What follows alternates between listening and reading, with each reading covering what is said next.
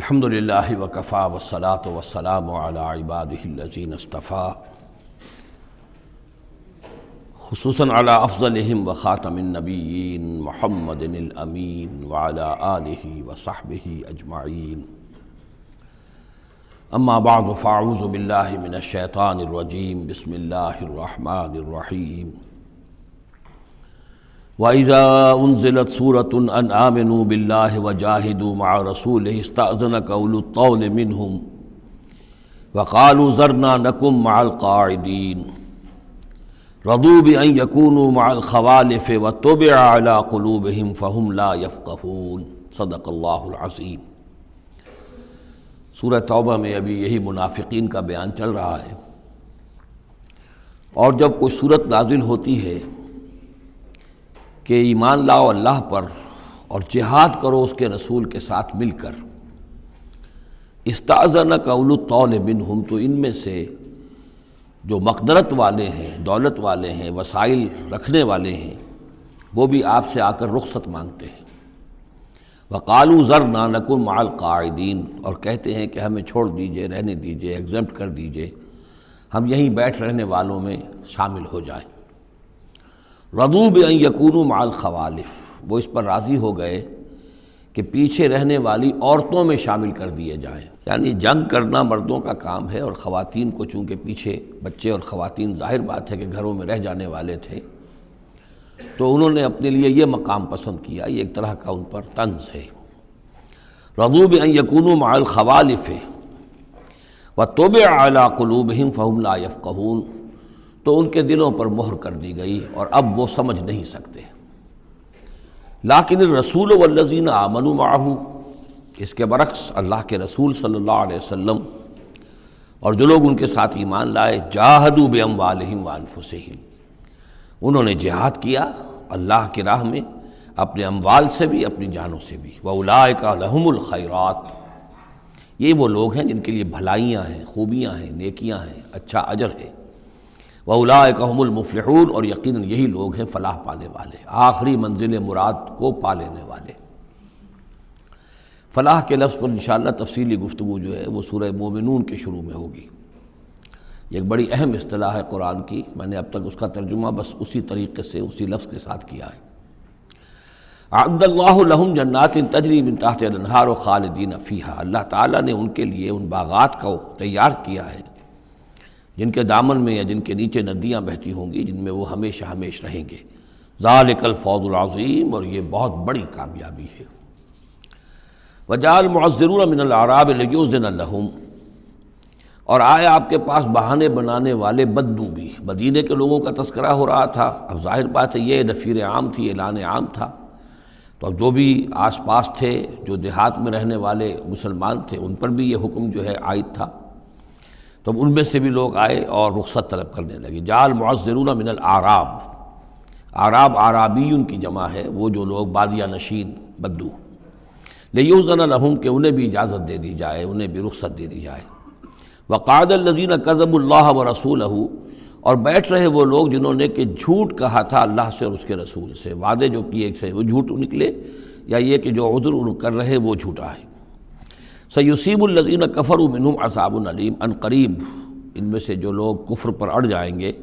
یا جو لوگ فی الواقع کفر کی حد کو پہنچ گئے ہیں، ان کے لیے دردناک عذاب ہے۔ لیس علی الضعفاء، کمزوروں کا معاملہ یہ نہیں ہے، ان پر کوئی ذمہ داری نہیں ہے، کوئی ملامت نہیں ہے، ضعیف ہوں، ولا علی المرضى، نہ ہی بیماروں پر، ولا علی الذین لا یجدون ما ینفقون، نہ ہی ان پر کہ جن کے پاس کچھ خرچ کرنے کے لیے نہیں ہے۔ آخر اتنا لمبا سفر کرنا ہے، تبوک تک جانا ہے، کوئی سواری چاہیے، 4 آدمیوں پر ایک اونٹ ہو، کچھ تو ہو، کہیں تو کچھ نہ کچھ تو ان کو سہارا ملے، ان کے پاس سامان نہیں ہے، پیسہ نہیں ہے۔ لا یجدون ما ینفقون، تو جو لوگ اپنے پاس کوئی اس کی مقدرت نہیں رکھتے اور ساز و سامان نہیں رکھتے، تو ان پر حرج نہیں ہے۔ لیس علی الضعفاء حرج، یہ لیسا کے بعد جو ہے حرج یہاں آیا ہے، ان پر کوئی گناہ نہیں ہے، کوئی الزام نہیں ہے، کوئی ملامت نہیں ہے۔ اذا نصحوا للہ ورسولہ، جب کہ اللہ اور اس کے رسول کے ساتھ مخلص ہوں، دل میں اخلاص ہے، لیکن یہ کہ مجبوری فی الواقع ہے، کوئی ضعیف ہے، بہت بوڑھا ہے، کوئی بیمار ہے، کوئی بالکل یعنی بغیر کسی وسائل کے ہے، ما علی المحسنین من سبیل، ایسے جو محسن لوگ ہیں، جو جن کا دین جو ہے وہ یعنی درجہ احسان کو پہنچا ہوا ہو، ان کے لیے کوئی ملامت نہیں، ان کے اوپر کوئی گرفت نہیں۔ واللہ غفور الرحیم، اور اللہ غفور الرحیم ہے۔ ولا علی الذین اذا ما اتوک لتحملہم، اور نہ ہی ان پر کوئی الزام ہے یا ان پر کوئی گناہ ہے کہ جو آئے آپ کے پاس، جب آئے کہ آپ ان کے لیے سواری کا انتظام کر دیں، لتحملہم، قلتا، تو اے نبی آپ نے فرمایا، لا اجد ما احملکم علیہ، نہیں میرے پاس بھی کوئی سواری کا بندوبست نہیں ہے، میں نہیں پاتا کوئی چیز جس پر کہ آپ کو سوار کر سکوں۔ تولوا، تو مجبوراً وہ لوٹ گئے، وَأَعْيُنُهُمْ تَفِيضُ مِنَ الدَّمْعِ، اور ان کے آنکھوں سے آنسو جاری تھے، حزناً، اس حزن کی وجہ سے، اس رنج اور غم کی وجہ سے، اللہ یجدوا ما ينفقون، کہ ان کے پاس نہیں ہے جسے وہ خود خرچ کر سکیں اور اپنے لیے کسی سواری کا بندوبست کر سکیں۔ ایک طرف یہ جذبہ ہے، چاہتے ہیں، جانا چاہتے ہیں، لیکن مجبوری ہے، اس مجبوری کی بنا پر بھی اگر وہ رک رہے ہیں تو ان کو صدمہ ہے، افسوس ہے، رو رہے ہیں۔ دوسری طرف وہ ہیں جو اولو طول ہیں، ان کے پاس سب کچھ موجود ہے، وسائل و ذرائع ہیں، لیکن جانے کو تیار نہیں۔ انما السبیل علی الذین یستأذنونک وہم اغنیاء، ملامت اور الزام تو ان لوگوں پر ہے کہ جو آپ سے رخصت مانگتے ہیں جبکہ وہ غنی ہیں، مالدار ہیں۔ رضوا بأن یکونوا مع الخوالف، وہ راضی ہو گئے اس پر کہ وہ پیچھے رہنے والی خواتین ہی کے ساتھ ہو جائیں۔ وطبع اللہ علی قلوبہم، اللہ نے ان کے دلوں پر مہر کر دی، فہم لا یعلمون، اور اب وہ صحیح علم سے بے بہرہ ہو چکے ہیں۔ یعتذرون الیکم اذا رجعتم الیہم،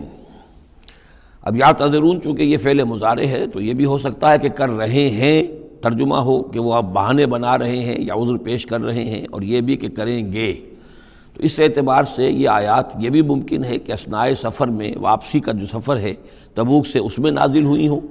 اور یہاں پھر ہم مستقبل کے حوالے سے اس کا ترجمہ کریں گے، اور یہ بھی ہو سکتا ہے کہ مدینے واپس تشریف لانے کے بعد یہ آیات نازل ہوئی ہوں، تو اب حال میں اس کا ترجمہ ہوگا۔ بہانے بنائیں گے وہ لوگ کہ جن کی طرف کہ تم جاؤ گے لوٹ کر، یا بہانے بنا رہے ہیں تمہارے پاس آ کر وہ لوگ کہ جن کے پاس تم آ گئے ہو لوٹ کر، یہ دونوں ترجمے ممکن ہیں۔ قل لا تعتذروا، کہہ دیجئے یا کہہ دیجئے گا کہ اب بہانے مت بناؤ، کوئی عذر مت تراشو، کوئی لیم ایکسکیوزز پیش نہ کرو، لن نؤمن لکم، اب ہم تمہاری بات نہیں مانیں گے۔ قد نبأنا اللہ من اخبارکم، اللہ تعالیٰ نے ہمیں تمہاری خبروں سے پورے طور پر مطلع کر دیا ہے۔ پہلے تو معاملہ یہ تھا تبوک پر جانے سے قبل حضور کا معاملہ کہ وہ اپنی شرافت اور اپنی مروت کے اندر جس نے آ کر جو بات کہی تسلیم کر لی۔ اب چونکہ اس دوران میں یہ ساری آیات اتر چکی ہیں اور اللہ تعالیٰ نے جو کچھ ان کے اندر تھا چھپا ہوا وہ بھی کھول کر بیان کر دیا ہے، تو کہہ دیا گیا کہ اب آپ ڈنکے کی چوٹ کہہ دیجئے، لن نؤمن لکم، اب ہم تمہاری بات نہیں مانیں گے۔ قد نبأنا اللہ من اخبارکم، اللہ تعالیٰ نے تمہاری اخبار پر، تمہاری خبروں پر، تمہاری کیفیات پر ہمیں مطلع کر دیا ہے۔ وَسَيَرَى اللَّهُ عَمَلَكُمْ وَرَسُولُهُ، اب عنقریب مستقبل میں اللہ تعالیٰ تمہارے عمل کو دیکھے گا اور اس کا رسول بھی دیکھیں گے صلی اللہ علیہ وسلم، یعنی آئندہ اب تمہارا کیا ایٹیچیوڈ رہتا ہے۔ ثُمَّ تُرَدُّونَ إِلَىٰ عَالِمِ الْغَيْبِ وَالشَّهَادَةِ، پھر تمہیں لوٹا دیا جائے گا اس ہستی کی طرف جو کھلے اور چھپے کی جاننے والی ہے۔ فَيُنَبِّئُكُم بِمَا كُنتُمْ تَعْمَلُونَ، تو پھر وہ تمہیں جتلا دے گا جو کچھ کہ تم کرتے رہے تھے۔ سَيَحْلِفُونَ بِاللَّهِ لَكُمْ إِذَا انقلبتم، یہ یقیناً قسمیں کھا کھا کر، حلف اٹھا کر اللہ کا کہیں گے جب کہ تم ان کی طرف لوٹ جاؤ گے یا آ گئے ہو، الیہم لتعرضوا عنہم، تاکہ آپ اعراض کریں، تاکہ مسلمانوں ان کو چھوڑ دیں، ان سے کوئی باز پرس نہ کریں، انہیں کوئی صدا نہ دیں، اعراض کریں۔ فاعرضوا عنہم، ٹھیک ہے ان سے اعراض کرو، ان سے آپ توجہ جو ہے پھیر لیجئے۔ انہم رجس، یقیناً یہ لوگ ناپاک ہیں۔ ومأواہم جہنم، اور ان کا ٹھکانہ آگ ہے۔ جزاء بما کانوا یکسبون، بدلہ اس کا جو یہ کمائی انہوں نے کی ہے۔ یحلفون لکم لترضوا عنہم، یہ جو قسمیں کھا رہے ہیں مسلمانوں تمہارے پاس آ کر، اس لیے تاکہ تمہیں راضی کر لیں، تم ان سے راضی ہو جاؤ۔ اس لیے کہ ظاہر بات ہے کہ ایک معاشرہ تھا، مدینے میں رہتے تھے، ان کے بھائی بند تھے، ان کے دوست تھے، احباب تھے، اوس اور خزرج کے اندر رشتہ داریاں تھیں، تو اب بالکل آؤٹ کاسٹ ہو جانا معاشرے میں، تو ظاہر بات ہے کہ وہ پھر کوشش کرتے تھے کہ سارے مسلمان ہم سے بدظن نہ ہو جائیں، سب لوگ جو ہیں بدگمان ہو جائیں، تو ہم تو آؤٹ کاسٹ ہو جائیں گے، گویا کہ معاشرے میں اچھوت ہو جائیں گے۔ تو وہ آ کے لوگوں سے ملاقاتیں کر کر کے پھر ان کو بتاتے تھے کہ نہیں، ہمارا تو یہ عذر تھا، یہ مجبوری تھی، ہماری نیتوں پر شک نہ کرو۔ یحلفون لکم لترضوا عنہم، اے مسلمانوں یہ تمہارے سامنے قسمیں کھا کھا کر اپنے خلوص کا جو اطمینان تمہیں کرانا چاہ رہے ہیں وہ اس لیے کہ تم ان سے راضی ہو جاؤ۔ فَإِن تَرْضَىٰ عَنْهُمْ فَإِنَّ اللَّهَ لَا يَرْضَىٰ عَنِ الْقَوْمِ الْفَاسِقِينَ، تو اگر تم ان سے راضی ہو بھی گئے تو اللہ تعالیٰ ان نافرمانوں سے راضی ہونے والا نہیں ہے۔ الْأَعْرَابُ أَشَدُّ كُفْرًا وَنِفَاقًا، بدو لوگ جو ہیں دیہاتی بادیہ نشین وہ کفر اور نفاق میں اور بھی زیادہ سخت ہیں۔ وَأَجْدَرُ أَن لَّا يَعْلَمُوا حُدُودَ مَا أَنزَلَ اللَّهُ عَلَيْهِ عَلَىٰ رَسُولِهِ، اور زیادہ لائق ہیں اس کے کہ ناواقف ہوں اس چیز کی حدود سے اور اس چیز کی تفاصیل سے کہ جو اللہ تعالیٰ نے اپنے رسول پر نازل فرمائی۔ یعنی مدینے والے تو پھر بھی حضور کی صحبت سے فیض یاب ہوتے ہیں، مختلف مواقع پر انہیں تعلیم کا سلسلہ حاصل ہے، جمعے کے خطبے ہوتے ہیں، حضور کا نصیحت کا معاملہ چلتا رہتا ہے۔ تو ظاہر بات ہے کہ جو لوگ ان چیزوں سے بھی محروم ہیں، بادیہ نشین ہیں، شاذ کبھی کوئی آیا مدینے میں تو حضور سے کی صحبت سے فیض یاب ہو گیا، لہذا فطری طور پر معقول اور منطقی طور پر کفر اور شرک، کفر اور نفاق ان میں جو ہے وہ شدید تر ہے۔ واللہ علیم الحکیم، اور اللہ تعالیٰ سب کچھ جاننے والا اور کمال حکمت والا ہے۔ ومن الاعراب، اور ان بدوؤں میں سے وہ بھی ہیں من یتخذ ما ينفق مغرما، کہ جو کچھ انہیں خرچ کرنا پڑتا ہے اسے وہ تاوان سمجھتے ہیں، یعنی زکوٰۃ ہے، عشر ہے، جو بھی اب ان کے اوپر عائد ہو گیا ہے، جو محصولات ہیں اسلامی نظام کے، اب یہ چونکہ ان کو دینے پڑ رہے ہیں، پہلے تو کوئی نظام ایسا تھا نہیں، تو یہ ان کو ایسے محسوس کرتے جیسے کوئی تاوان ہو۔ وَيَتَرَبَّصُ بِكُمُ الدَّوَائِرَ، اور وہ منتظر ہیں کہ کوئی گردش زمانہ آئے اور یہ جو حکومت قائم ہوئی ہے مدینے میں، جس کی وجہ سے ہمیں یہ سب کچھ کرنا پڑ رہا ہے، کوئی اس کے اندر تبدیلی پیدا ہو جائے، وہ حکومت ختم ہو جائے۔ علیہم دائرۃ السوء، اصل میں بری گردش خود ان کے اوپر مسلط ہے، یعنی جو منافقت ہے جو ان کے دلوں کے اندر، وہ ہے اصل برائی کے جو ان پر مسلط ہے۔ واللہ سمیع علیم، اور اللہ سب کچھ سننے والا اور جاننے والا ہے۔ ومن الاعراب من یؤمن باللہ والیوم الآخر، اور اعراب سب کے سب ویسے نہیں ہیں، بلکہ ان میں سے ایسے بھی ہیں۔ من الاعراب، انہی بدوؤں میں وہ بھی ہیں من یؤمن باللہ والیوم الآخر، جو ایمان رکھتے ہیں اللہ پر، یوم آخر پر۔ ویتخذ ما ینفق، اور جو چیز بھی وہ خرچ کرتے ہیں اللہ کی راہ میں اس کو سمجھتے ہیں قربات عند اللہ، کہ اللہ تعالیٰ کے قرب کا ذریعہ ہوگا، تقرب الی اللہ کا ذریعہ بن جائے گا۔ ہمارا یہ صدقہ، ہمارا یہ خیرات، ہمارا یہ دین کے لیے انفاق جو ہے یہ اللہ تعالیٰ سے ہمیں قرب عطا کرے گا۔ وصلوات الرسول، اور رسول صلی اللہ علیہ وسلم کی طرف سے عنایتیں ہوں گی اور ان کی دعائیں ہمارے شامل حال ہو جائیں گی۔ گویا کہ صاحب ایمان بھی تھے ان بدوؤں میں، سب کے سب منافق ہی نہیں تھے۔ الا انہا قربۃ لہم، آگاہ ہو جاؤ، ہاں ان کا یہ انفاق اللہ کی راہ میں خرچ کرنا یقیناً ان کے لیے باعث تقرب ہے اللہ کے لیے، اللہ کے نزدیک۔ سیدخلہم اللہ فی رحمتہ، ان قریب اللہ تعالیٰ انہیں اپنی رحمت میں داخل کرے گا۔ ان اللہ غفور الرحیم، یقیناً اللہ تعالیٰ معاف فرمانے والا، رحم فرمانے والا ہے۔ اب جو مضمون آ رہا ہے 13ویں رکوع میں، اس میں کیٹیگرائز کیا جا رہا ہے کہ اہل ایمان جو تھے اس وقت، یا یوں سمجھیے کہ جو مسلمان تھے ان میں کیا حفظ مراتب کا معاملہ کیا تھا۔ ظاہر بات ہے کہ تمام اہل ایمان ایک درجے کے تو نہیں تھے،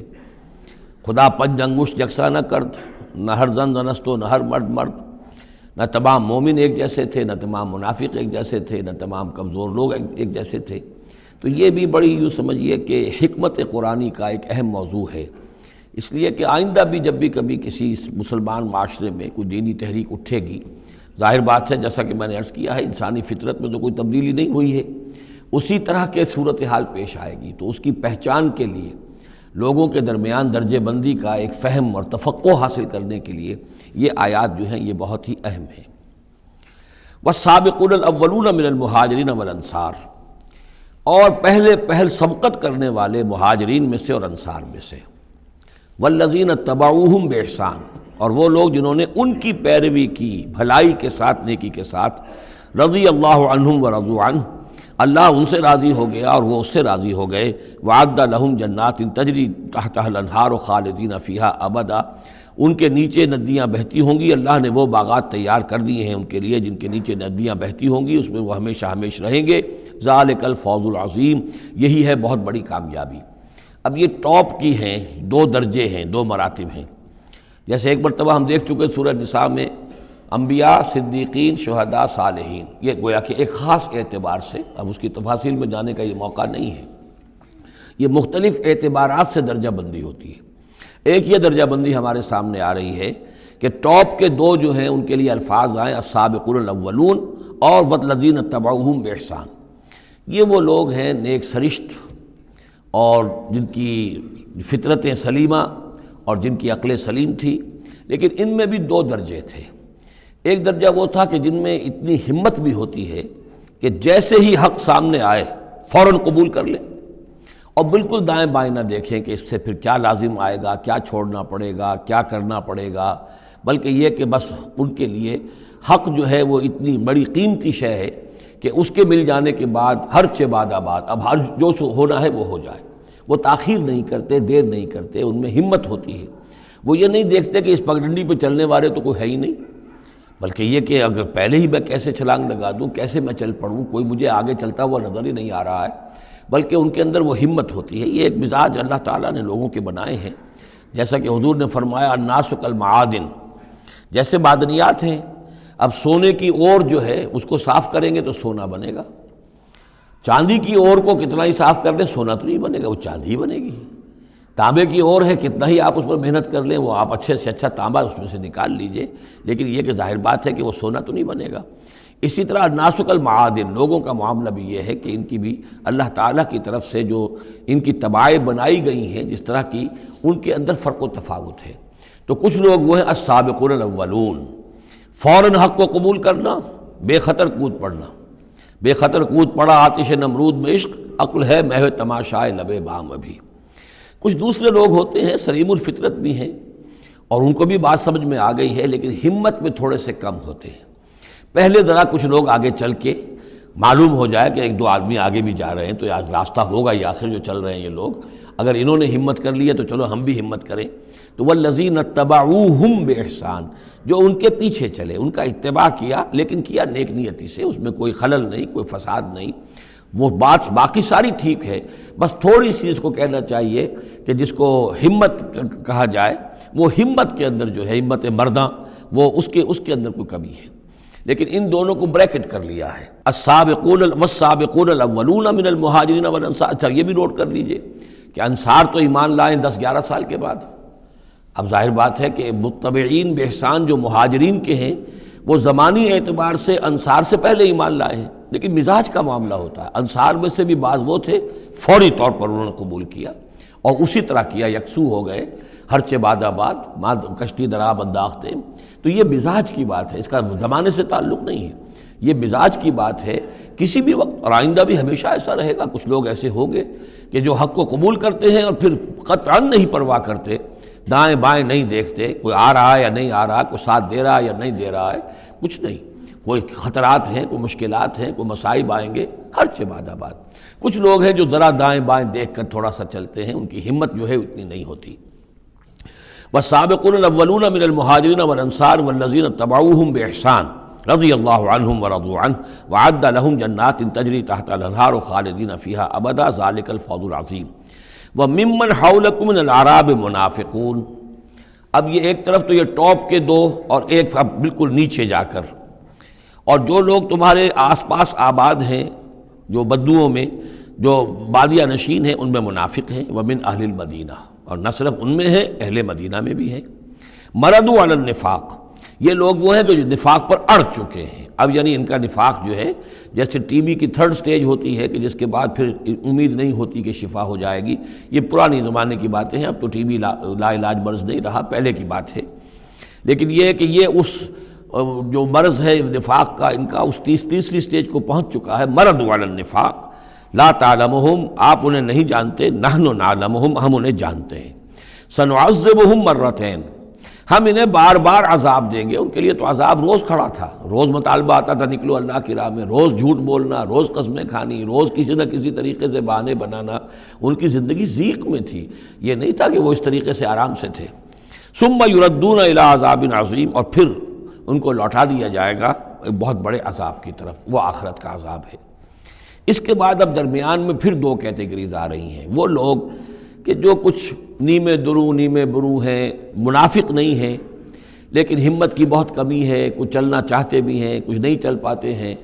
کچھ چلتے ہیں لیکن کبھی کبھی کسی سے غلطی بھی ہو جاتی ہے، کوئی ہمت بھی کرتے ہیں لیکن کبھی کوئی غلبہ ہو جاتا ہے، کوئی کسل ہو جاتا ہے، کوئی سستی طاری ہو جاتی ہے۔ اب ان کی کیٹیگری آ رہی ہے، لیکن ان کو بھی دو حصوں میں تقسیم کریں گے۔ وَآخَرُونَ اعْتَرَفُوا بِذُنُوبِهِمْ، اور کچھ لوگ اور ہیں جو اپنے گناہوں کا اعتراف کرتے رہتے ہیں، اپنی کوتاہیوں کا، جھوٹ نہیں بولتے، جھوٹا بہانہ نہیں بناتے، جھوٹی قسم نہیں کھاتے، ہم سے خطا ہو گئی، ہم سے غلطی ہو گئی، واقعتاً ہم سے کوتاہی ہوئی ہے، واقعتاً ہم اپنے اہل و عیال کے اندر مصروف ہو کر اور اپنے فرائض کی ادا کرنے میں کوتاہی کا ثبوت دیتے رہے ہیں۔ یہ اعتراف، جب تک اعتراف ہوگا نفاق نہیں شمار ہوگا۔ جہاں جھوٹا بہانہ آنا شروع ہوا وہ نفاق ہے، اور جہاں جھوٹی قسم آ گئی وہ نفاق کی دوسری سٹیج ہے۔ اور اس کے بعد تیسری سٹیج یہ ہوتی ہے کہ اہل ایمان سے انہیں ضد ہو جاتی ہے، قد ہو جاتی ہے، دشمنی ہو جاتی ہے کہ یہ بے وقوف لوگ جو ہیں ان کی وجہ سے ہم پریشان ہو رہے ہیں، اگر یہ بھی ہماری طرح بیٹھ رہے ہیں تو ہمیں بھی کوئی پوچھے نہیں اور کوئی ہمارے اوپر بھی کوئی عتاب نہ آئے۔ یہ چونکہ فوراً وہ تو جیسے ہی آواز آئی اور یہ چل پڑتے ہیں، لہذا بجائے اس کے کہ ان کے بارے میں اچھے احساسات و جذبات ہوں کہ چلیے اللہ ان کو توفیق دے رہا ہے، بلکہ ان سے ایک دشمنی اور ایک ان کے دلوں کے اندر عداوت پیدا ہو جاتی ہے، وہ ہے نفاق۔ یہ اور کیٹیگری ہے کہ جو نفاق سب سے نیچے کر لیجئے اور سب سے اوپر وہ دو ہیں، والسابقون الاولون من المہاجرین والانصار والذین اتبعوہم بإحسان۔ اب ان کے درمیان میں یہ دو سٹیجز ہیں۔ وآخرون اعترفوا بذنوبہم، اور کچھ لوگ اور ہیں جنہوں نے اپنی کوتاہیوں کا، اپنی تقصیر کا اعتراف کیا۔ خلطوا عملا صالحا وآخر سیئا، انہوں نے کچھ گڈمٹ کیا ہوا ہے، نیک کام بھی کرتے ہیں، اثار بھی کرتے ہیں، انفاق بھی کرتے ہیں، لیکن یہ کہ کبھی کوئی غلط کام بھی کر بیٹھتے ہیں، کوئی بری حرکت بھی سرزد ہو جاتی ہے۔ عسى اللہ ان یتوب علیہم، اللہ تعالیٰ امید دلاتا ہے کہ اللہ تعالیٰ ان کی توبہ کو قبول فرمائے گا اور ان کی توبہ جو ہے ان کو توبہ کی توفیق دے گا۔ ان اللہ غفور الرحیم، یقیناً اللہ تعالیٰ غفور اور رحیم ہے۔ اس میں شان نزول کے اعتبار سے ایک روایت بھی ہے، حضرت ابو لبابہ تھے رضی اللہ تعالیٰ عنہ اور ان کے کچھ ساتھی تھے، ان سے غزوہ تبوک کے موقع پر یہ کوتاہی ہو گئی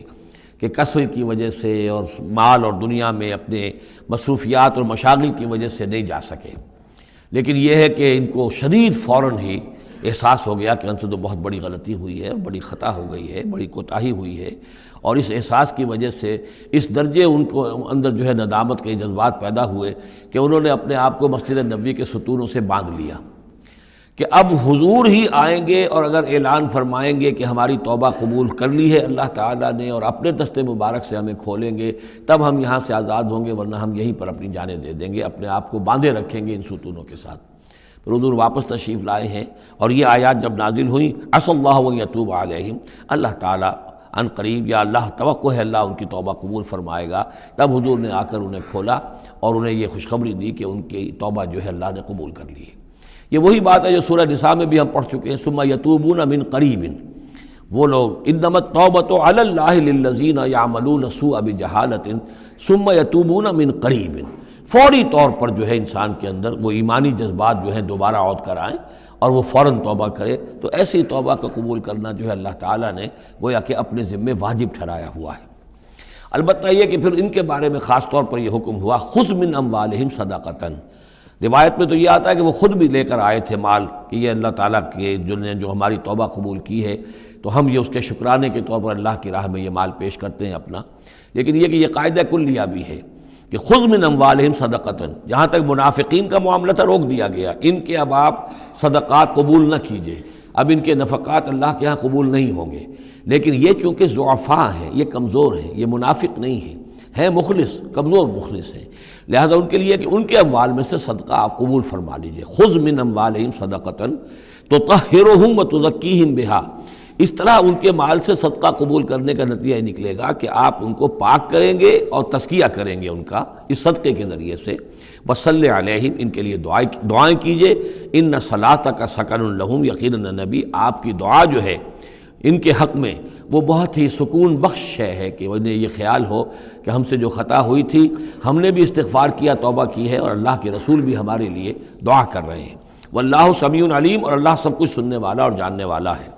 الم یعلموا ان اللہ هو یقبل التوبۃ عن عبادہ، کیا وہ نہیں جانتے کہ اللہ تعالیٰ اپنے بندوں کی توبہ قبول فرماتا ہے؟ وَيَأْخُذُ الصَّدَقَاتِ، اللہ تعالیٰ بندوں کے صدقات قبول کرتا ہے، یعنی اللہ کا احسان ہے۔ صدقہ وہ شے ہے، خیرات وہ شے ہے، حضور نے اپنے اوپر حرام کی، اپنی اولاد پر حرام کی ہے۔ اللہ تعالیٰ کی وہ شان ہے، وہ الغنی ہے، لیکن وہ کہتا میں تو قبول کرتا ہوں، میرے دین کے لیے تم خرچ کرتے ہو، میرے لیے میری رضا جوئی کے لیے خرچ کرتے ہو، تو میں تو تمہارے صدقات کو قبول کرتا ہوں۔ فرمایا کہ الم یعلموا ان اللہ هو يقبل التوبۃ عن عباده ويأخذ الصدقات، وہ صدقات قبول فرما لیتا ہے، وان اللہ هو التواب الرحیم، اور وہ تو بہت ہی توبہ کا قبول فرمانے والا اور بہت رحم فرمانے والا ہے۔ وقل اعملوا، لیکن ساتھ ہی آپ ان کو، وہی جو کمزور لوگ تھے، کہہ دیجئے، یہ بھی کہہ دیجئے اعملوا، اب دیکھو عمل کرو، اب محنت کرو، اثر نو کمر کسو، پہلے سے بڑھ کر اب سرفروشی اور جاں فشانی ہونی چاہیے۔ فَسَيَرَى اللَّهُ عَمَلَكُمْ وَرَسُولُهُ، تو آئندہ اللہ بھی اور اس کے رسول بھی تمہارے عمل کو دیکھیں گے، تمہارا رویہ کیا رہتا ہے، تم نے کتنی اصلاح کی ہے، دوبارہ تو نہیں پھر تمہارا قدم پھسل رہا ہے۔ والمومنون، اور اہل ایمان بھی دیکھیں گے۔ وَسَتُرَدُّونَ إِلَىٰ عَالِمِ الْغَيْبِ وَالشَّهَادَةِ، اور پھر وہ وقت آ جائے گا جب تمہیں لوٹا دیا جائے گا اس کی طرف کہ جو کھلے اور چھپے سب چیز کا جاننے والا ہے۔ فَيُنَبِّئُكُم بِمَا كُنتُمْ تَعْمَلُونَ، اور پھر وہ تمہیں بتا دے گا جو کچھ کہ تم کرتے رہے تھے، تمہارے سارے اعمال سامنے آئیں گے۔ فَمَن يَعْمَلْ مِثْقَالَ ذَرَّةٍ خَيْرًا يَرَهُ وَمَن يَعْمَلْ مِثْقَالَ ذَرَّةٍ شَرًّا يَرَهُ، اس کے بعد تو دودھ کا دودھ پانی کا پانی ہو ہی جانا ہے۔ وَآخَرُونَ مُرْجَوْنَ لِأَمْرِ اللَّهِ، اب یہ اس ضعفاء میں سے ایک سیکنڈ کیٹیگری ہے۔ یہ سیکنڈ کیٹیگری وہ ہے کہ جو اس میں 3 اصحاب ہیں، اور ان میں خاص طور پر کعب ابن مالک رضی اللہ تعالیٰ عنہ انصاری صحابی، ان کی طویل ترین حدیث جو ہے بخاری شریف میں آئی ہے، جنہوں نے سارا یہ واقعہ درج کیا ہے۔ مولانا مودودی نے تفہیم القرآن میں بھی وہ پوری نقل کی ہوئی ہے، تو اس لیے حدیث کی کتاب کا ملنا شاید آپ کے لیے مشکل ہو، لیکن یہ کہ تفہیم القرآن عام طور پر مل جاتی ہے، تو وہاں وہ واقعتاً سبق آموز ہے بہت، کہ وہ پورا معاشرہ کیا تھا، کیا تعلقات تھے حضور کے اور صحابہ کے۔ اب حضور سزا دے رہے تھے تو کس طور سے دے رہے تھے، جن کو سزا دی جا رہی تھی ان کے احساسات کیا تھے، معاشرے میں جو لوگ تھے ان جن کو سزا دی گئی تھی ان کے جو رشتہ دار تھے، یہاں تک کہ ان کی بیویاں، ان کا کیا طرز عمل تھا۔ تو یہ ایک جو اسلامی معاشرہ ہونا چاہیے صحیح معنی میں، اور جماعتی زندگی، دینی جماعتی زندگی جس پر ہونی چاہیے، اس کی بہترین تصویر ہے کہ جو اس طویل حدیث میں آئی ہے۔ یہ 3 حضرات ایسے تھے کہ جن کے ساتھ معاملہ وہی ہوا کہ یہ بھی کوئی ڈھیل دیتے رہے، اچھا چلیں گے، کل چلے جائیں گے۔ حضرت کعب ابن مالک فرماتے ہیں کہ میں ان دنوں بہت ہی صحت مند بھی تھا، میرے پاس مال بھی بہت تھا، میرے پاس جو اونٹنی تھی وہ بھی بہت تگڑی تھی،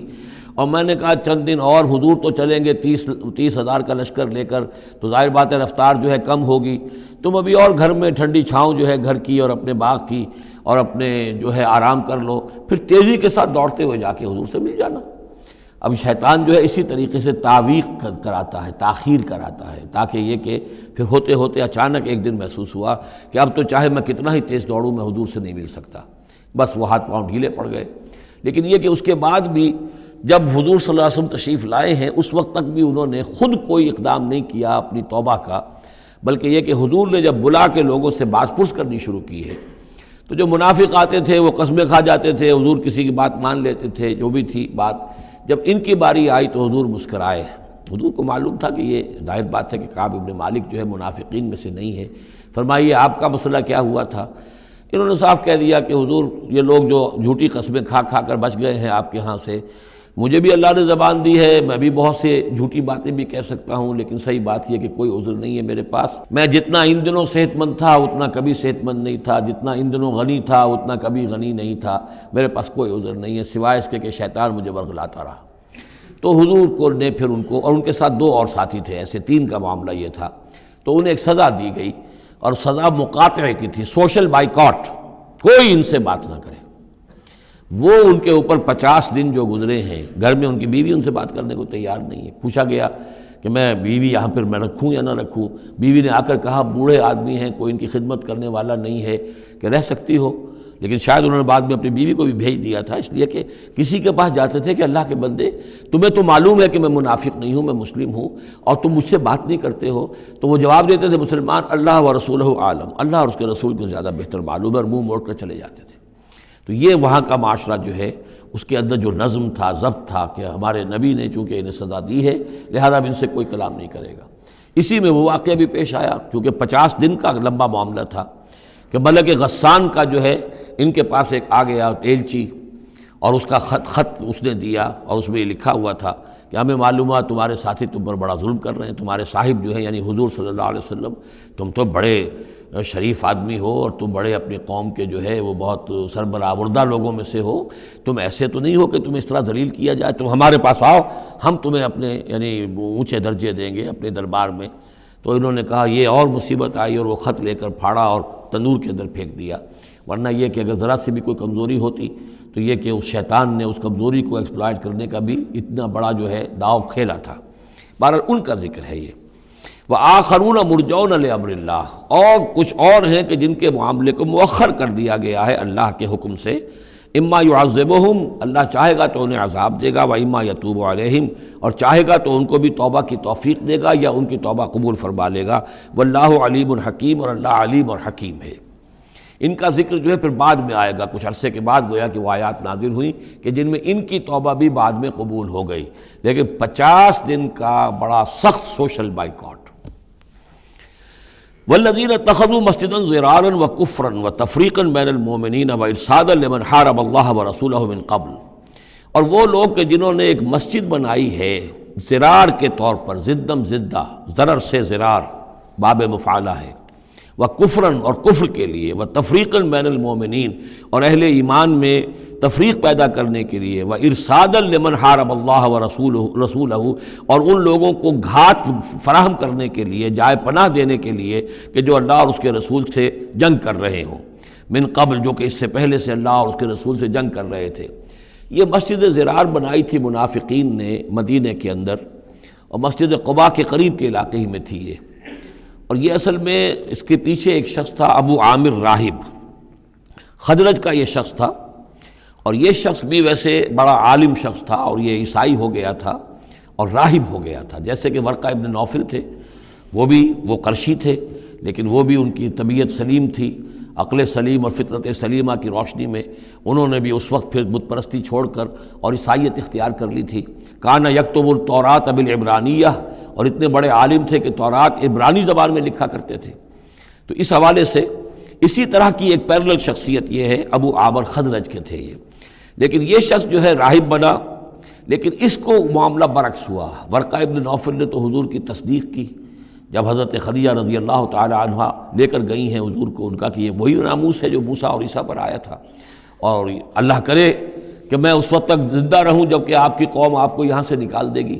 تو حضور حیران ہوئے، اب مخرجیہم، کیا یہ لوگ مجھے یہاں سے نکال دیں گے؟ تو ان کا کہ ہاں یہ معاملہ ایسا ہی ہے، جس کے ساتھ بھی ہوا ہے پھر اس کی قوم نے اس کے ساتھ دشمنی کی ہے۔ تو برعکس رویہ یہ تھا اس کا، ابو عامر خزرجی کا، کہ یہ جو ہے حضور کا شدید ترین دشمن ہو گیا۔ بدر کی شکست جب ہو گئی کفار کو، تو پھر یہ مکے ہی میں جا کر آباد ہو گیا، اور وہاں یہ سازش کرتا رہا، اور یہ فوج جو ابو سفیان لے کر آئے احد میں، اس کے پیچھے بھی اس کی سازش کار فرما تھی،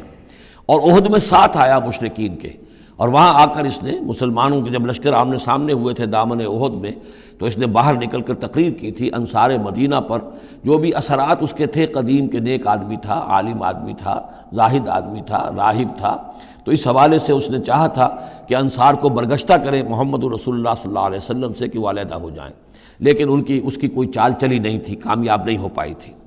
پھر یہ کہ اس کے بعد جب حنین کی بھی جنگ ہو چکی، اور پھر تھک ہار کر جب اسے معلومات جزیرہ نماء عرب میں تو میرے لیے کوئی جگہ نہیں ہے، تو پھر وہ شام چلا گیا تھا۔ شام میں مقیم رہ کر اس کا سلسلہ جنبانی جاری تھا مدینہ کے منافقین کے ساتھ،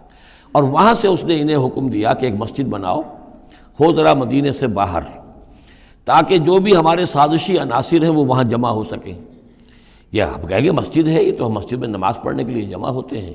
اور چونکہ مدینہ سے ذرا باہر ہوگی لہذا اس کی خبریں بھی عام طور پر لوگوں کو نہیں ملیں گی، باہر سے کوئی پیغام مجھے بھیجنا ہوگا میں وہاں پہنچا دوں گا۔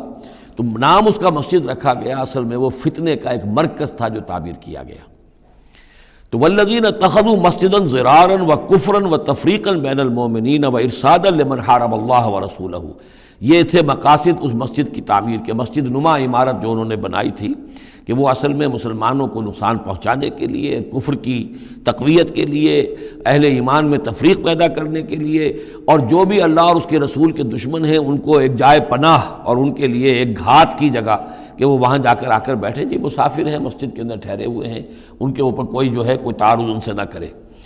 وَلَيَحْلِفُنَّ إِنْ أَرَدْنَا إِلَّا الْحُسْنَى، اور ان قریب وہ قسمیں کھا کھا کر کہیں گے کہ نہیں نہیں حضور،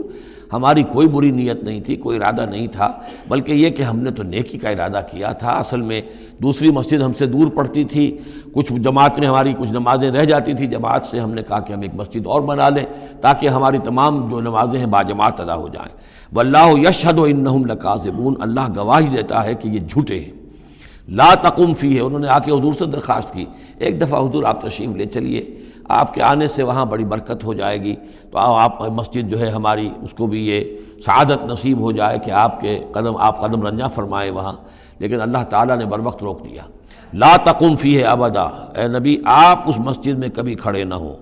لمسجد اسس علی التقوی من اول یوم، یقیناً وہ مسجد جو پہلے دن ہی سے تقوی پر تعمیر کی گئی، مسجد قباء قریب ہی تھی، اور یہ وہ مسجد ہے کہ جو سب سے پہلے تعمیر ہوئی ہے اور اس کی بنیاد تقوی پر تھی۔ حضور جب ہجرت کا سفر اختیار کر کے آئے تھے،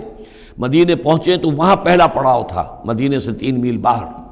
اس پڑاؤ کی جگہ پر یہ وہ مسجد قباء ہے۔ تو مسجد اسس علی التقوی من اول یوم، پہلے دن سے جو مسجد جو ہے تقوی پر جس کی بنیاد رکھی گئی، احق ان تقوم فیہ، وہ زیادہ حقدار ہے، مستحق ہے اس کی کہ آپ اس میں کھڑے ہوں، اس میں نماز پڑھیں۔ فیہ رجال یحبون ان یتطہروا، اس میں وہ لوگ ہیں کہ جن کو بڑی پسند ہے یہ بات کہ وہ بہت پاک رہیں، بہت پاک رہیں۔ واللہ یحب المطہرین، اور اللہ تعالیٰ کو ایسے لوگ بہت پسند ہیں کہ جو بہت زیادہ پاکی کو پسند کرتے ہوں۔ ان سے پوچھا گیا پھر مسجد قباء والے مسلمانوں سے کہ آپ لوگوں کی وہ کون سا وصف ہے آپ کا جس کی وجہ سے اللہ تعالیٰ نے اتنی مدح فرمائی ہے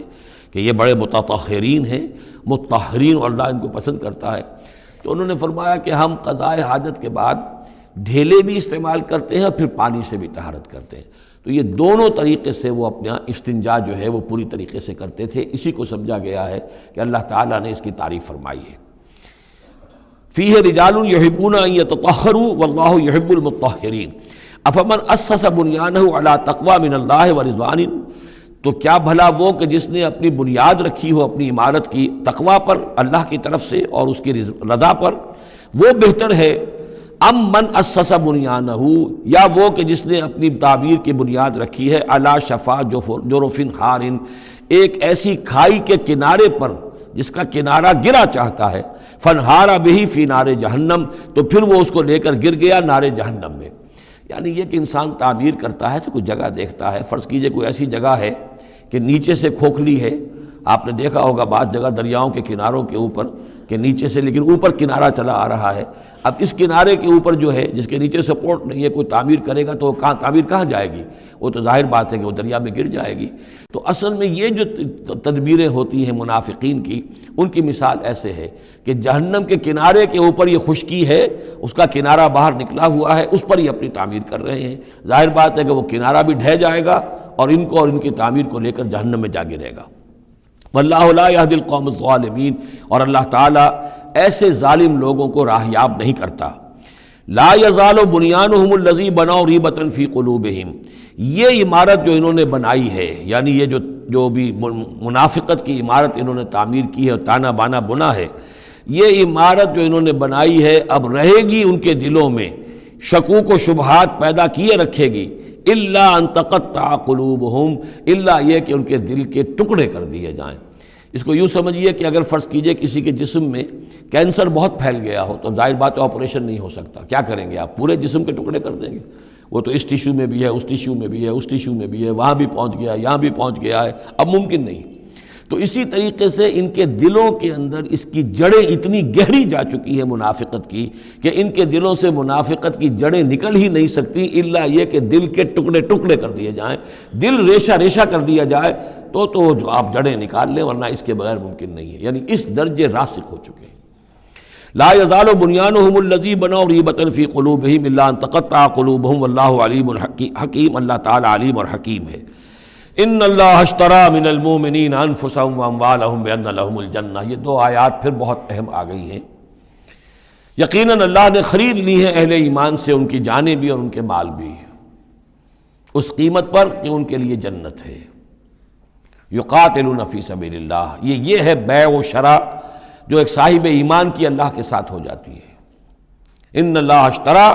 صاحب ایمان بیچتا ہے، اللہ خریدتا ہے۔ ان اللہ اشتری من المؤمنین انفسهم واموالهم بان لهم الجنہ یقاتلون فی سبیل اللہ، وہ جنگ کرتے ہیں اللہ کی راہ میں، فیقتلون ویقتلون، تو قتل کرتے بھی ہیں قتل ہوتے بھی ہیں۔ 70 قتل کر دیے انہوں نے قرشی میدان بدر میں، 70 شہید ہو گئے دامن احد میں۔ وعد اللہ علیہ حقا، وعدن علیہ حقا، یہ وعدہ اللہ کے ذمے ہے، ثابت ہے، پختہ ہے، قائم ہے، یعنی جنت انہیں اللہ دے کر رہے گا۔ اس میں اصل میں جو بین السطور کہیے یا جو بھی جو چیز پس منظر میں ہے وہ یہ ہے کہ ایک سودا ہوتا ہے نقد، آپ نے مال دیا اور قیمت لے لی، بات ختم ہو گئی۔ یہ جو اللہ کے ساتھ سودا ہے یہ ادھار ہے، یہاں سب کچھ لگا دو، خرچ کر دو، جان مال تن من دھن لگا دو، آخرت میں ملے گی جنت۔ جنت یہاں نہیں ہے، جنت وہاں ہے۔ تو چونکہ ادھار کا سودا ہے، اس پر دل میں کچھ نہ کچھ دغدغہ رہتا ہے۔ نو نقد نہ تیرا ادھار والی جو مثال ہے کہ 9 نقد نہ تیرا ادھار، ادھار کی 13 سے بہتر ہے کہ 9 جو نقد ملتے ہیں وہ لے لیے جائیں۔ تو اس حوالے سے جو ہے انسانی کمزوری بر بنائے طبع بشری اس کے اندر ایک دغدغہ رہتا ہے، اس کو اب کس زور کے ساتھ اس کی نفی کی جا رہی ہے۔ وعدن علیہ حقا، کوئی شک نہ کرو یہ وعدہ ہے اس کے ذمے حق ثابت، فی التوراۃ والانجیل والقرآن، اور اللہ کی طرف سے اس وعدے کی توثیق 3 دفعہ ہو چکی ہے، تورات میں ہوئی، انجیل میں ہوئی، قرآن میں ہوئی۔ ومن اوفی بعہدہ من اللہ، اور اللہ سے بڑھ کر اپنے عہد کا وفا کرنے والا کون ہوگا؟ فاستبشروا ببیعکم الذی بایعتم بہ، پس خوشیاں مناؤ، جشن مناؤ اس بیع پر جو تم نے کی ہے۔ اب یہاں ایک لفظ اور آ گیا، بایعتم بہ، آپس میں جو سودا کیا ہے۔ مبایعت باب مفاعلہ، باع یبیع بیچنا، یہ ثلاثی مجرد ہے، اور یہ جو ہے بیعت بنتی ہے بایع یبایع، آپس میں کوئی سودا کر لینا۔ تو فاستبشروا ببیعکم الذی بایعتم بہ، بس خوشیاں مناؤ اس بیع پر جس کا سودا تم نے اپنے اللہ سے کیا ہے۔ یہیں سے لفظ بیعت نکلا ہے۔ بیعت کیا ہے؟ ایک بندہ اللہ کے حوالے کرتا ہے اپنے آپ کو، لیکن چونکہ اللہ تعالیٰ تو سامنے خود موجود نہیں ہے، اس وقت اللہ کے رسول تھے، تو بیعت ہو رہی ہے اصل میں تو اللہ سے، بیع اللہ سے ہے اور بیعت رسول اللہ سے ہو رہی ہے صلی اللہ علیہ وسلم۔ دست مبارک اللہ کا نہیں ہے بلکہ اللہ کے رسول کا ہے۔ البتہ ایک جگہ ہم جا کر دیکھ لیں گے کہ فرمایا گیا کہ ایک تیسرا ہاتھ اور بھی ہے، انویزیبل ہاتھ، غیر مرئی ہاتھ اللہ کا بھی ہے، ید اللہ فوق ایدیہم، اللہ کا ہاتھ ان کے ہاتھوں کے اوپر ہے۔ تو یہ بیع ہے، یہ سودا ہے، یہ ایمان کا لازمی تقاضا ہے۔ ان اللہ اشتری من المؤمنین انفسهم واموالهم بان لهم الجنہ یقاتلون فی سبیل اللہ فیقتلون ویقتلون وعدا علیہ حقا فی التوراۃ والانجیل والقرآن ومن اوفی بعہدہ من اللہ فاستبشروا ببیعکم الذی بایعتم بہ وذلک هو الفوز العظیم، اور یہی ہے بہت بڑی کامیابی۔ اللہ تعالی ہم میں سے ہر ایک کو یہ توفیق دے کہ اللہ کے ساتھ یہ بیع و شراء ہم کریں، اللہ کے ساتھ سودا کریں اور اللہ تعالیٰ کے ہاتھ اپنی جانیں اور مال بیچ دیں۔ اب اس کا جو ظہور ہوگا انسانی شخصیت میں وہ کیا ہے؟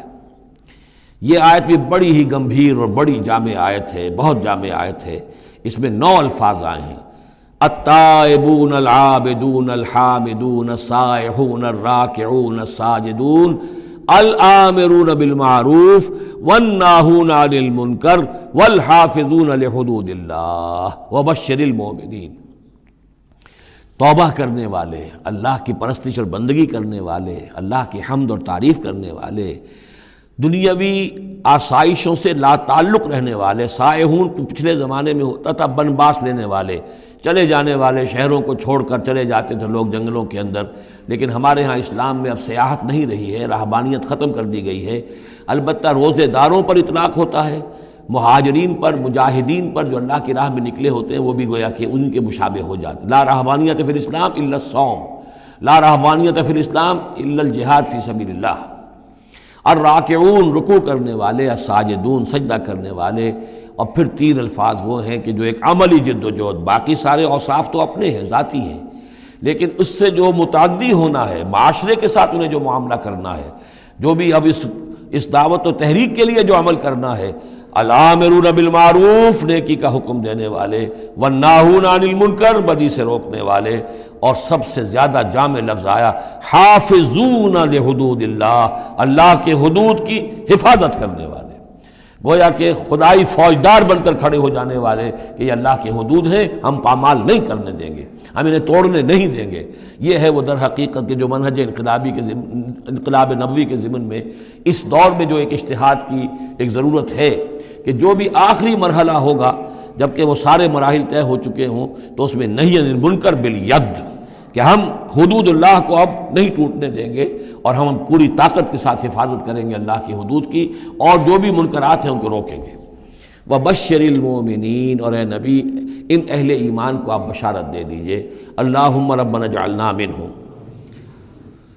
ما كان للنبی والذین آمنوا ان یستغفروا للمشرکین ولو كانوا اولی قربی، اور یہ نبی کے لیے اور نہ ہی اہل ایمان کے لیے یہ روا ہے کہ وہ استغفار کریں، بخشش چاہیں مشرکین کے لیے، خواہ وہ ان کے قرابت دار ہوں، ولو كانوا اولی قربی من بعد ما تبین لہم، اس کے بعد کہ ان کے لیے یہ بات واضح ہو چکی ہو انہم اصحاب الجحیم، کہ وہ لوگ جہنمی ہیں۔ وما كان استغفار ابراہیم لابیہ الا عن موعدۃ وعدہا ایاہ، اور نہیں تھا استغفار کرنا ابراہیم کا اپنے والد کے حق میں مگر ایک وعدے کی بنیاد پر کہ جو انہوں نے اس سے کیا تھا جب گھر سے نکالا ہے باپ نے، یہ ہم سورہ مریم میں پڑھیں گے، تو اس وقت وعدہ کر کے نکلے تھے سأستغفر لک ربی انہ کان بی حفیہ، وہ وعدہ نبھاتے رہے، اور وہ نبھاتے اس لیے رہے کہ امید تھی کہ جب تک وہ زندہ تھا باپ کہ شاید اللہ تعالیٰ اس کو ہدایت دے دے اور یہ ایمان پر آ جائے، لیکن جب اس کی موت واقع ہو گئی تو انہوں نے استغفار بند کر دیا، اس لیے کہ اب ثابت ہو گیا کہ وہ در حقیقت کفر کے اوپر اڑا رہا، اور موت جب واقع ہو گئی تو اب تو توبہ کا دروازہ بند ہو چکا۔ فلما تبین لہ انہ عدو للہ، اور جب ان پر یہ بات روشن ہو گئی، واضح ہو گئی کہ وہ تو اللہ کا دشمن ہے، تبرأ منہ، تو ان سے تبری کیا، ان سے اعلان بیزاری کر دیا۔ ان ابراہیم لأواہ حلیم، یقیناً ابراہیم تو بہت نرم دل تھے اور بہت ہی حلیم الطبع تھے۔ وما كان اللہ لیضل قوما بعد اذ ہداہم، اور یہ اللہ کی شان نہیں ہے، اللہ کا یہ طریقہ نہیں ہے کہ وہ کسی قوم کو گمراہ کر دے اس کے بعد کہ انہیں ہدایت دی ہو، حتیٰ یبین لہم ما یتقون، جب تک کہ واضح نہ کر دے جس چیز سے بچنا چاہیے۔ یعنی جب تک یہ آیت قرآن میں نہیں اتری تھی، اگر کسی مسلمان نے اپنے کسی مشرک باپ یا ماں کے لیے دعا کی ہے تو اللہ نے اس کے لیے معافی کا اعلان کر دیا کہ چونکہ اس بات سے ابھی تک تمہیں آگاہ نہیں کیا گیا تھا کہ اہل ایمان کے لیے روا نہیں ہے کہ مشرکین کے لیے استغفار کریں، تو جب تک یہ حکم نہیں آ گیا تھا جو بھی اگر کسی نے کیا ہے تو اللہ تعالیٰ اس پر کوئی باس پرس نہیں کرے گا۔ ما کان اللہ لیضل قوما بعد اذ ہداہم حتی یبین لہم ما یتقون، جب تک کہ واضح نہ کر دیا جائے کہ ان چیزوں سے آپ کو بچنا ہے۔ ان اللہ بکل شیء علیم، یقیناً اللہ تعالیٰ ہر شے کا جاننے والا ہے۔ ان اللہ لہ ملک السماوات والارض، یقیناً اللہ ہی کے لیے ہے آسمانوں اور زمین کی بادشاہی، یحیی و یمیت، وہی زندہ رکھتا ہے، وہی موت وارد کرتا ہے۔ ما لکم من دون اللہ من ولی ولا نصیر، اور تمہارے لیے کوئی نہیں ہے، کوئی نہ حمایتی اور نہ کوئی مددگار اللہ کے سوا۔ لقد تاب اللہ علی النبی والمہاجرین والانصار، اللہ تعالیٰ مہربان ہوا، شفقت فرمائی اللہ تعالیٰ نے اپنے نبی پر بھی صلی اللہ علیہ وسلم، والمہاجرین اور مہاجرین پر، والانصار اور ان انصار پر، الذین اتبعوہ فی ساعۃ العسرۃ، جنہوں نے ان کا ساتھ دیا، ان کی پیروی کی، ان کا اتباع کیا بڑی مشکل وقت میں۔ یہ اسرہ جو ہے اس کو کہا جاتا ہے تبوک کو جیش الاسرہ، بہت ہی تنگی تھی، راشن کی بہت کمی تھی، بھوک کا معاملہ، قحط کا معاملہ، بہت سخت آزمائش تھی جو اللہ تعالیٰ نے اس وقت مسلمانوں کی ہے، لیکن جن لوگوں نے ساتھ دیا، ثابت قدم رہے، ان کے لیے اب یہ کہ اللہ تعالیٰ کی طرف سے اعلان عام ہو رہا ہے۔ لقد تاب اللہ علی النبی والمہاجرین والانصار الذین اتبعوہ فی ساعۃ العسرۃ من بعد ما کاد یزیغ قلوب فریق منہم، اس کے بعد کہ ان میں سے ایک گروہ کے دل میں کچھ کجی آنے بھی لگی تھی، پر بنائے طبع بشری کہیں نہ کہیں کچھ نہ کچھ کمزوری، جیسے کہ غزوہ احد میں بھی بنو حارثہ اور بنو سلمہ کے بارے میں عارضی طور پر تھوڑی سی کمزوری آ گئی تھی۔ ثم تاب علیہم، پھر اللہ تعالیٰ نے ان پر توجہ فرمائی، عنایت فرمائی، انہ بہم رؤوف الرحیم، یقیناً وہ ان کے حق میں بہت مہربان ہے، رحم فرمانے والا۔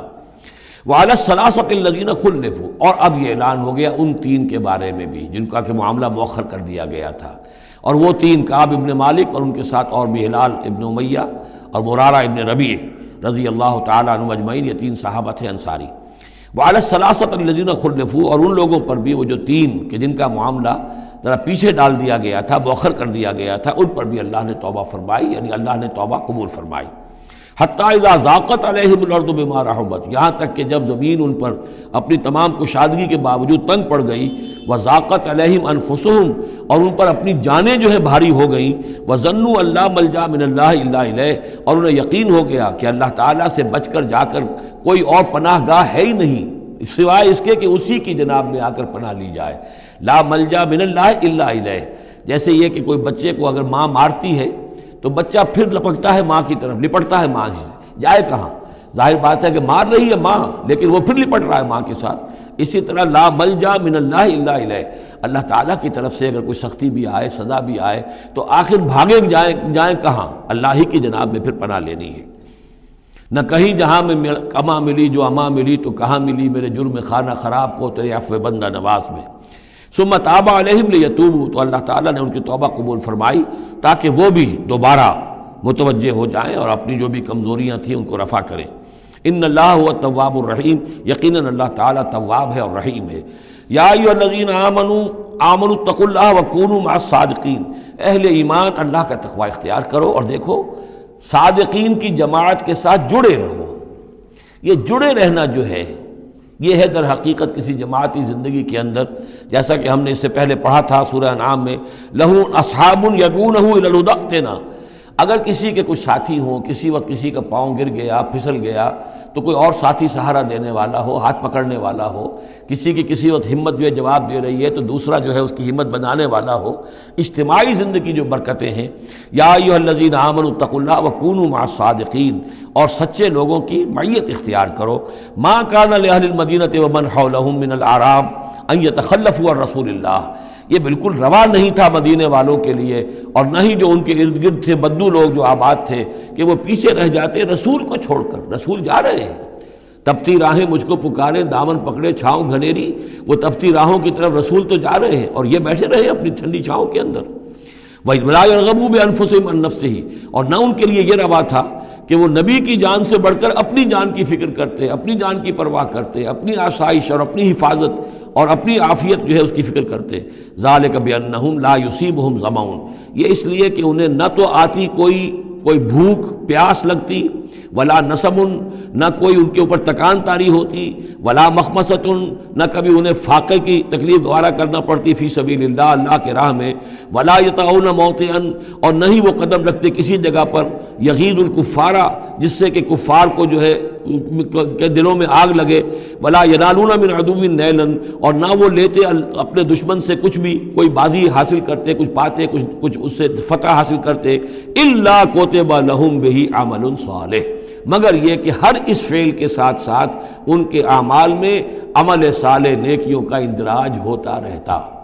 چاہے کبھی بھوک لگتی، کبھی پیاس لگتی، کبھی کوئی اور تکلیف ہوتی، کہیں چلنا پڑتا، اس کی مشقت ہو جاتی، تکان ہو جاتی، کہیں دشمن سے کوئی غزل پہنچا کر اہل ایمان کو لیے کوئی نفع حاصل کر لیا جاتا، جو بھی ہوتا یہ سب کا سب ان کے نامہ اعمال میں نیکیوں کی صورت میں درج ہوتا چلا جاتا۔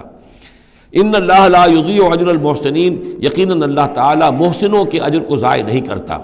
ولا ينفقون نفقة صغیرة ولا کبیرة، اور نہ ہی وہ خرچ کرتے کوئی نفقہ، کوئی انفاق چھوٹا ہو یا بڑا، ولا يقطعون وادیا، اور نہ طے کرتے کوئی وادی، الا کتب لہم، مگر یہ کہ وہ لکھ لی جاتی، ان کے سارے نامہ اعمال کے اندر یہ سارے اعمال درج ہو جاتے، لیجزیہم اللہ احسن ما کانوا یعملون، تاکہ اللہ تعالیٰ انہیں بدلہ دیتا بہت ہی عمدہ اس کا کہ جو وہ کرتے رہے ہیں۔ وما کان المؤمنون لینفروا کافہ، اور اہل ایمان کے لیے یہ بات تو ممکن نہیں ہے کہ وہ سب کے سب نکل آئیں۔ اب یہ در حقیقت حل بتایا جا رہا ہے، کیونکہ یہ بات سامنے آ چکی ہے کہ جو لوگ بدو ہیں، بادیہ نشین ہیں، وہ کفر میں اور نفاق میں زیادہ سخت ہیں، ان کو حضور کی صحبت سے فائدہ نہیں پہنچ رہا، استفادہ نہیں کر پاتے۔ اب کیا کیا جائے، اس کا حل کیا ہو؟ یہ تو ممکن نہیں ہے کہ سارے بادیہ نشین آئیں اور مدینے میں آباد ہو جائیں، ما کان المؤمنون لینفروا کافہ، سب کے سب اپنے اپنے علاقوں کو چھوڑیں اور آ جائیں مدینے میں، تو اب کیا شکل ہوگی؟ فلولا نفر من کل فرقۃ طائفۃ منہم طائفۃ، تو کیوں نہ نکلے ہر ایک جماعت میں سے ایک گروہ، ایک حصہ، لیتفقہوا فی الدین، وہ آئیں حضور کی خدمت میں رہیں، تفقہ فی الدین حاصل کریں، دین کا فہم، دین کی سمجھ حاصل کریں، وَلَيُنذِرُوا قَوْمَهُمْ إِذَا رَجَعُوا إِلَيْهِمْ، اور پھر جب جائیں اپنی قوم کی طرف واپس تو اپنی قوم کو بھی خبردار کریں، لَعَلَّهُمْ يَحْذَرُونَ، تاکہ وہ بھی بچیں۔ یعنی یہ ایک ہدایت کر دی گئی کہ اب تمام لوگ جو ہیں